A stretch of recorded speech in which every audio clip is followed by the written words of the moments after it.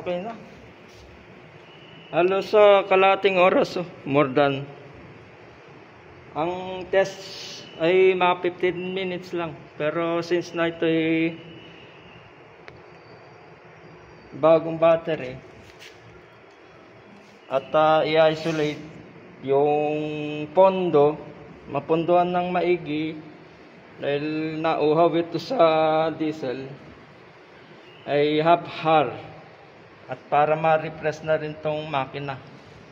Okay, clear na, pwede nang i-auto, pero kailangan may mag-operate nito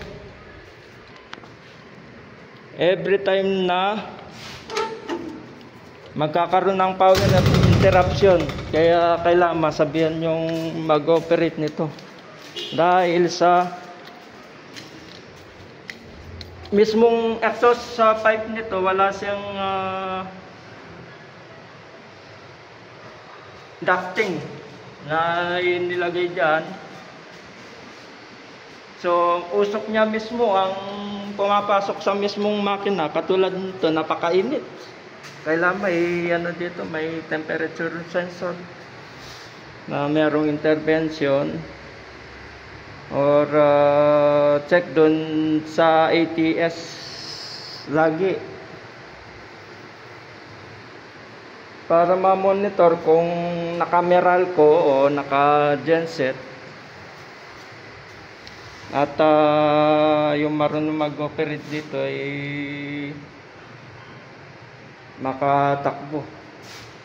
Ganito kasi magpo-protect siya after mga 3 hours, 90 centigrade ang init. Kinakain niya mismo yung mismong usok. Napakainit dito, para oven. Kaya nagpo-protect. Kina-cut off pa ng operation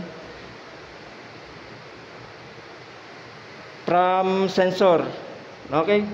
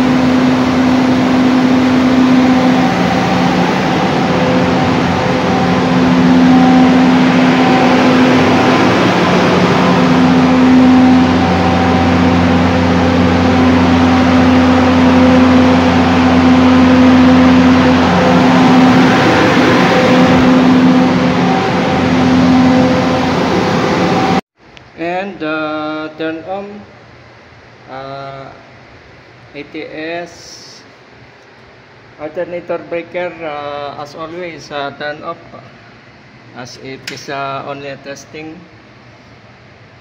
LCD on, always on the stop. Open this out. Checking parameters. Okay, yung battery charging, okay, and all set. Dati kulay-pula yan nung robot. Okay, we're on a smart gen.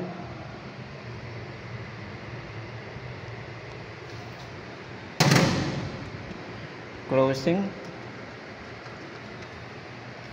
No voltage reference. Manual. And start.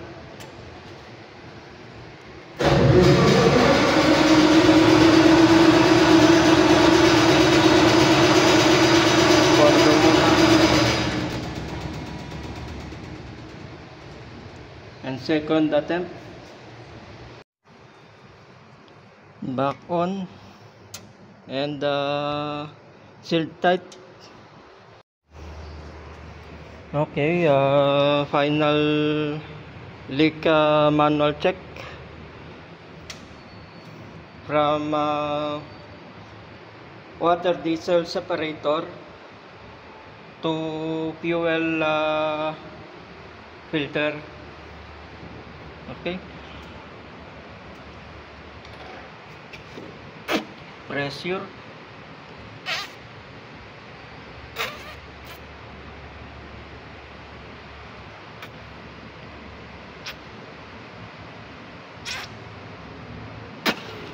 wala nang leak. And pondo dito, yun tala, naglulus. Kailangan na maigpit to. Kaya pala ayaw tumuloy. Patete. Plus na expire yung fuel hose. Bukod doon sa lumulobong fuel hose na 3.8 na typical, dumagdag pa ito. Ayaw makyat ng diesel. Okay, igpitan yan. Kulang sa igpit. Sa actual pa lang, bumagsak na. Okay. Okay, singaw test.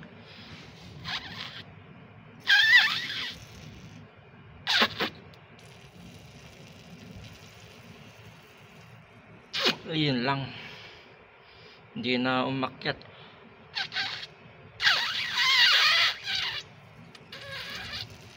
Ayan lang. Kailangan na higpitan yan.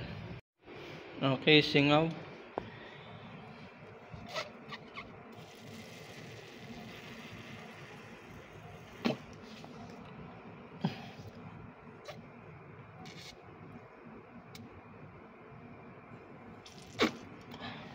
May singaw nga dyan. Wait lang.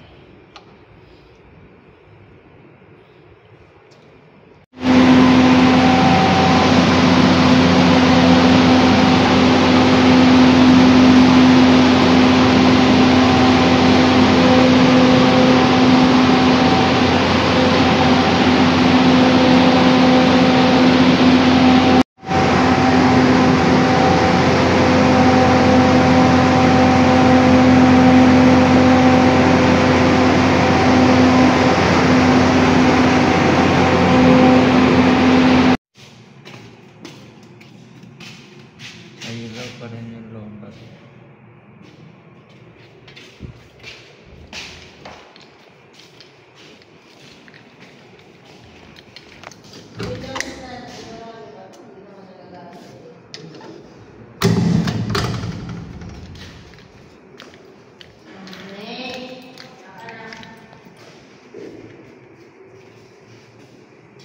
Nasa lombat.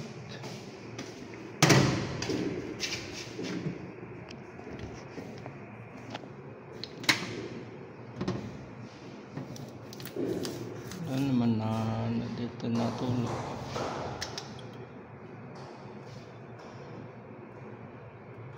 Parang LCD, no? Kuya Jeff, ha? 1, 2, 3. Akyat, akyat.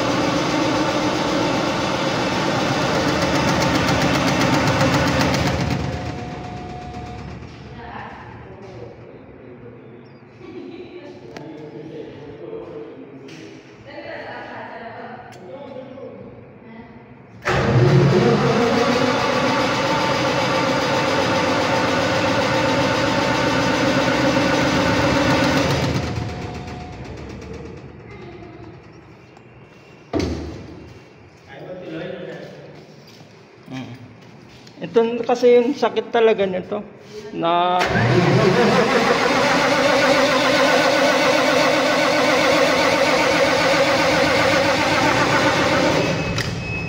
kaya ginagawa ko dito, nirerekta ko, kaya nagdala ko ng may faucet na mineral on na.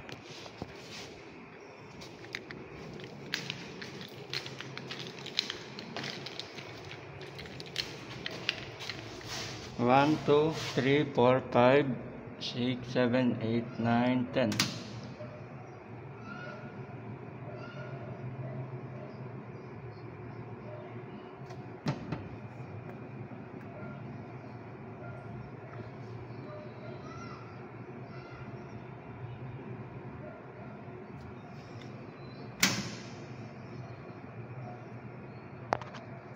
Positive. Check natin sa panel.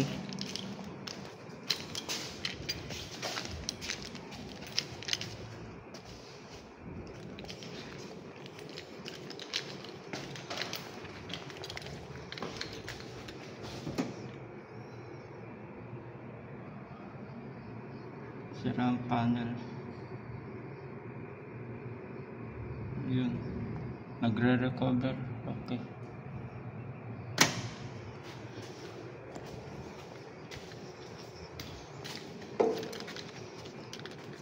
I-on na rin ito.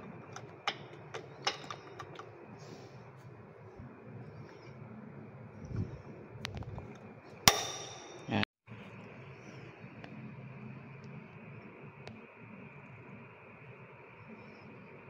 Ito naman paps, naka-off na. Ito yung pihit. At dito naman tayo sa positive. Naikabit na yung ground at pang series. Dito naman tayo sa positive. I-off ko muna. Ito na yung pang series natin. Ito yung old na pang series.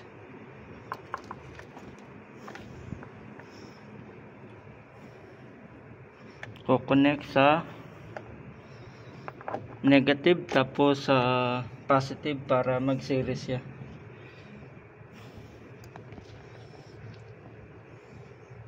As you can see, may markings naman dito.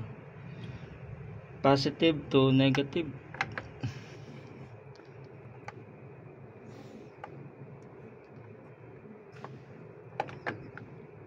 Note na hindi pa nakakabit yung grounding. I-cut na muna natin, ikakabit ko lang.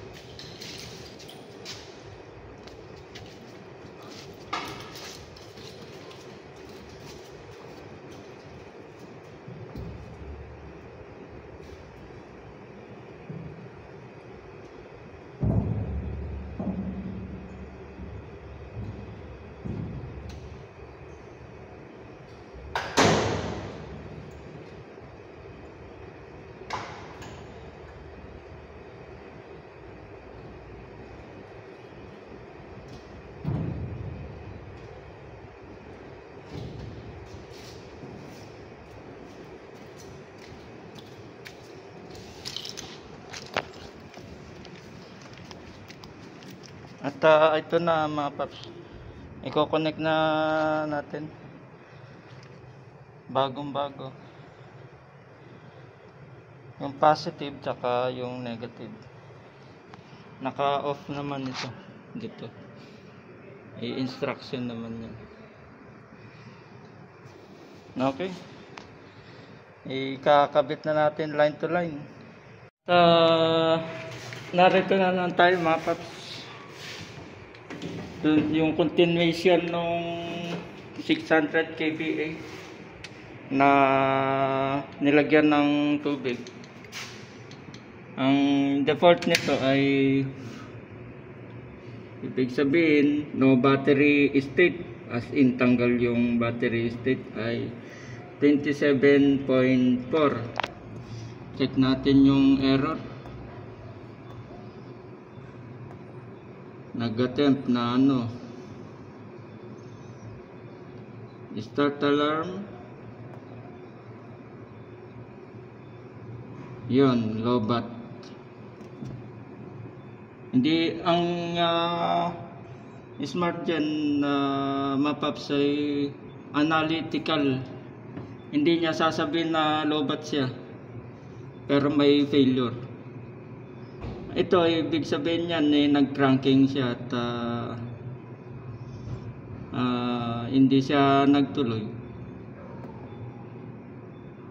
Okay. Ngayon ay October 25 na at no battery state.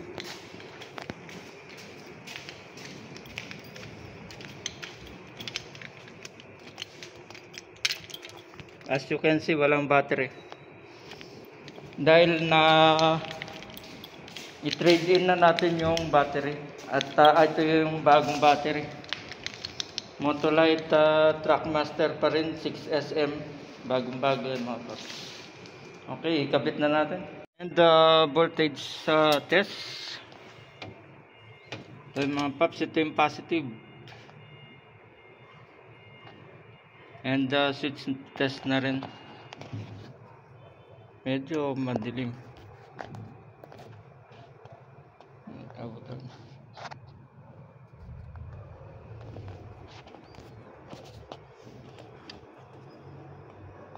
We need the stable camera.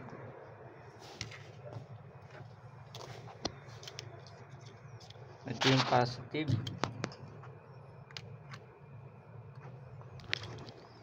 Of course, after makalas, ayan, nakalas na natin, i-check naman natin yung 0 volt state ng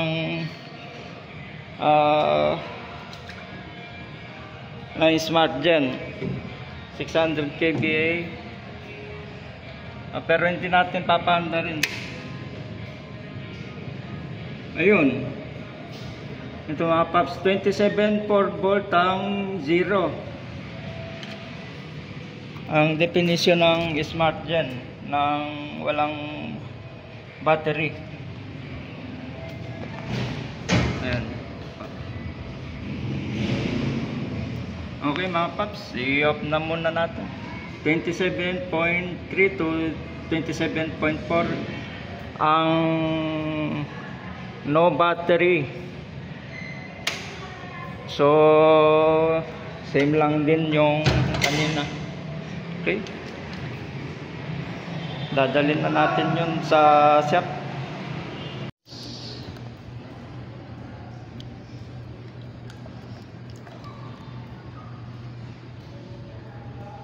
So, 10 volt itong isa.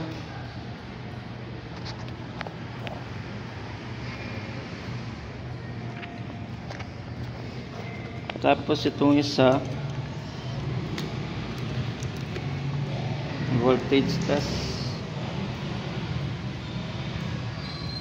9.3 volt. So ito ang naka-series lang to. Ang disadvantage ng series mga paps versus 24 volt ay kung may na yung isa ay magkakahawaan. Okay, paps, pupuntahan na natin ang battery center para mabili ito, tapos trade-in na rin ito para may kabit sa kabilang genset na may 6SM din. Pareho silang na expire, mga 3 years lang ang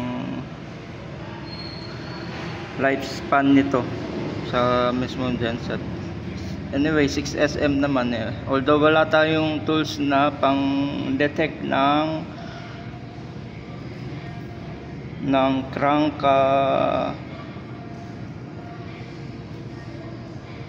kung ilang realistic na amperahin nito. Okay, ay na-detect na sa voltage pa lang with anomaly na. Hindi na natin na papalagyan ng tubig at i-charge at medyo risky. Okay mga paps, and of course like and subscribe na rin sa ating channel, Ka-Basic Channel, your troubleshooting channel. Okay, papuntahan na natin dali na natin sa battery shop. At ito na mga paps, ibinaba na natin sa 600 kVA na genset na ito.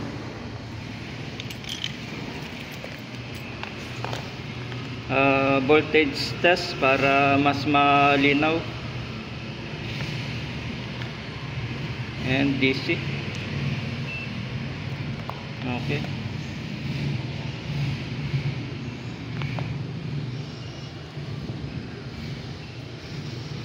negative, positive, tapos negative. Although itong prad natin ay kulay pula, okay lang naman. Hindi naman to analog tester na may pointer na maaaring masira. Tip on, retractable, measure, and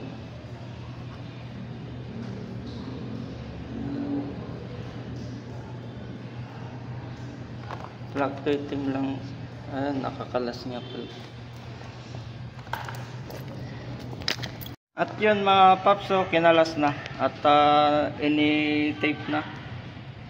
And ngayon i-check natin yung anomaly or drop voltage, kung anong meron dito. Note na hindi natin tinest sa actual run at kitang kita naman sa ECU na hindi man lang nag cranking. Okay, check. Although itong test prod natin ay nasa pula, ay nasa sa positive, ay okay lang yan sa digital. Wala naman itong pointer.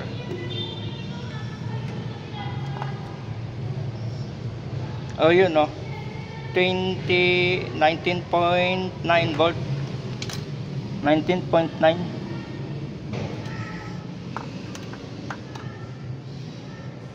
21 volt, 21 volt mga paps. Ano sa positive yung 20, nasa 21 volt. Check natin kung alin yung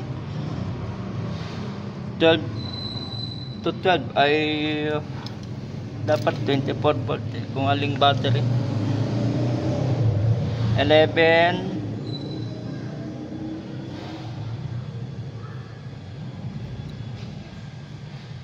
11.30 and still dropping. Yung sa kabilang battery, compare lang natin. Positive. Ito yung bagsak ko.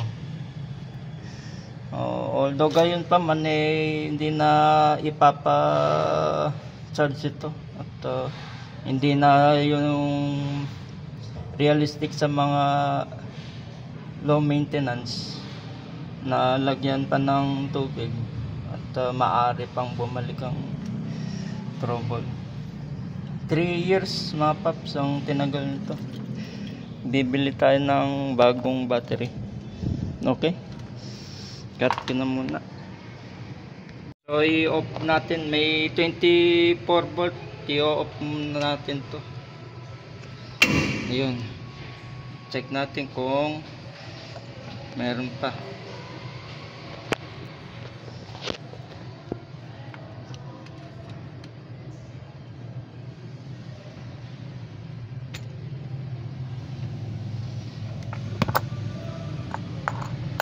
Ayun mga paps, wala na. Kanina 24 volt. Wait lang, kuha tayo ng magandang posisyon. Ayun mga paps, ito 24 volt dati. So ito naka-off na siya. Point na ano na, wala na siyang voltage na. Fluctuating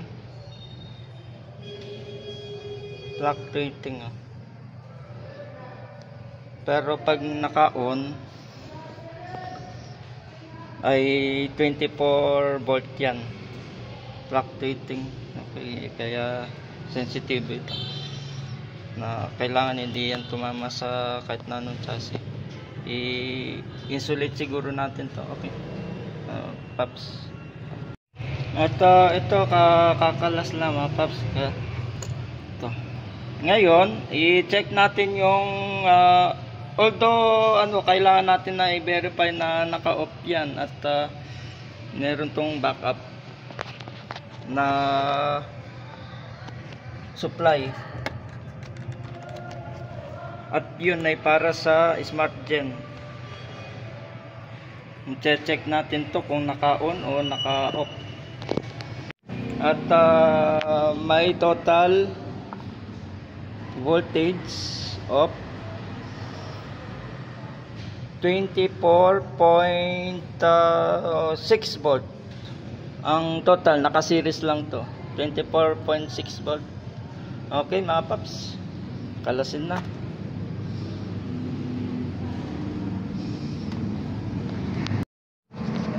And interestingly mga paps, ang voltage ay 27.4. I-check natin na at ito ay may backup battery as memory. Na after nang nakalast ang battery to be updated, kung ang objective ay isisindi uli ito at i-check ang voltage. That is to detect low bat state of this genset, Smart Gen 600 kVA. Okay mga paps, kakalasin na itong battery. And before nakakalasin ay switch off, although meron siya pero i-verify. Switch off, tapos itong alternator ay i-shut na rin muna dahil for a test dahil ililipat itong itatakbo itong Motolite battery sa Motolite shop. Okay mga paps, cut ko muna. Paps, magre-replace tayo ng battery ng genset ngayon. At ito yung actual voltage. At ang fault ay ito, set lag, failed to start. Note na hindi siya na low bat, walang indication na siya ay nag-cranking, so ito ay lobat na lobat at naka ATS mode, matic kasi ito at hindi ito yung naka MTS. At ngayon ay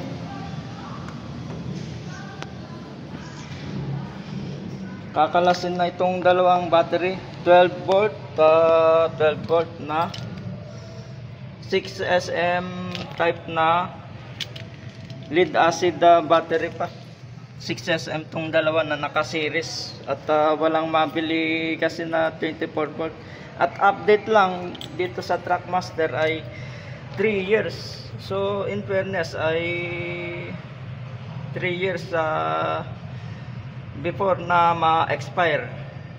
So kakalasin, ikakat ko muna itong video at dadalhin natin sa mismong Motolite para ito ay i-trade in. Ang trade in nito ay, kung hindi ako nagkakamali, 650 ang isa, 650.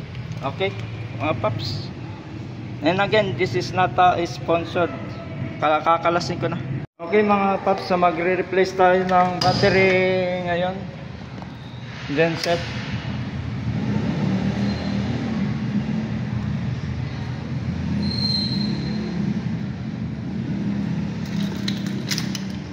Okay mga paps, nandito tayo sa genset.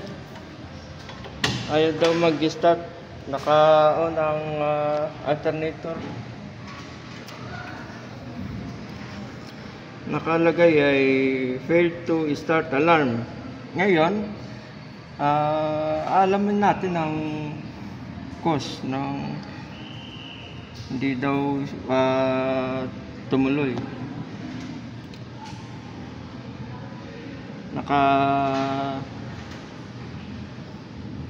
Nagbi-blink tong icon.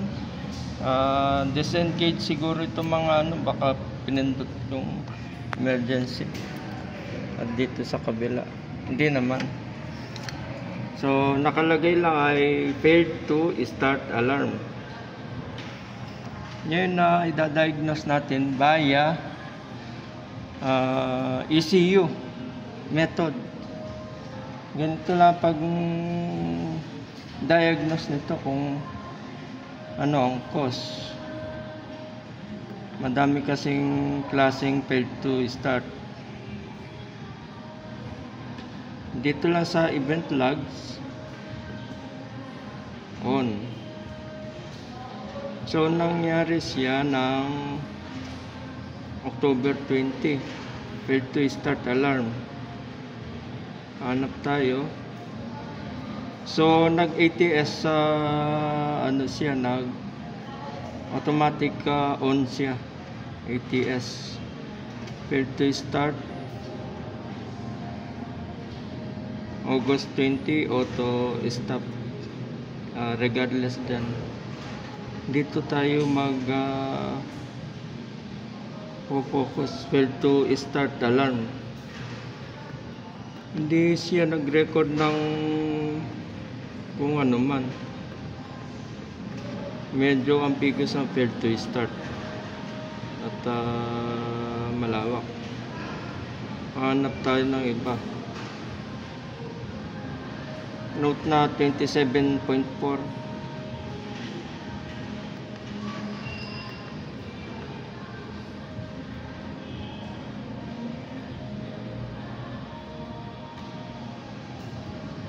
Event logs.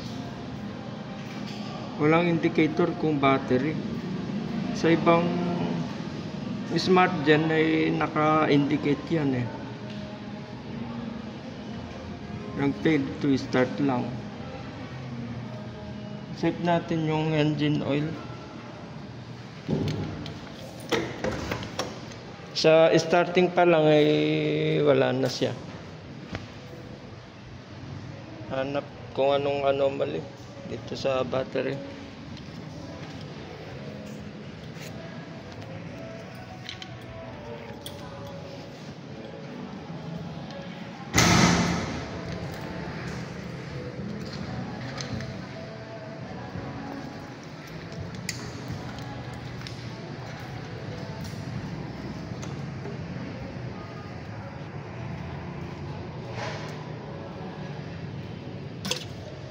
engine oil dipstick. Ayun. Okay naman. Although chinecheck din, kailangan din na i-check ito. Malinaw pa yung oil. Tapos ito yung max. Tapos ito yung mismong actual na engine oil. Okay pa.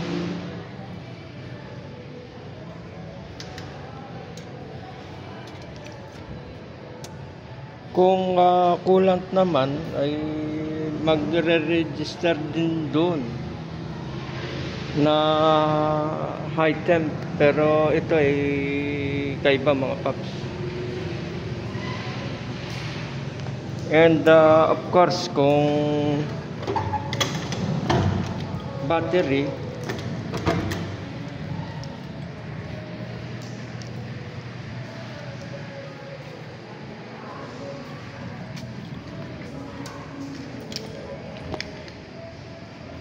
basta nakalagay na kung ano ang cost ng alarm niya. Ito ay wala. At clearly na hindi emergency stop.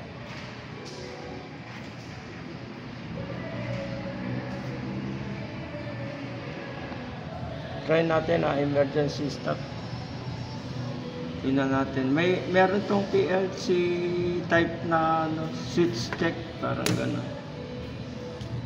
Wala. I-check natin yung switch. Kung umaandar ang mga emergency. Pero ano lang naman to, checking lang.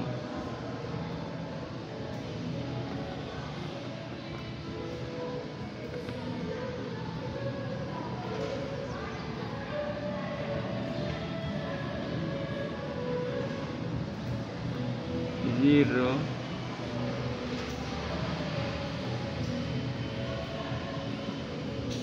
Eight. Ito one.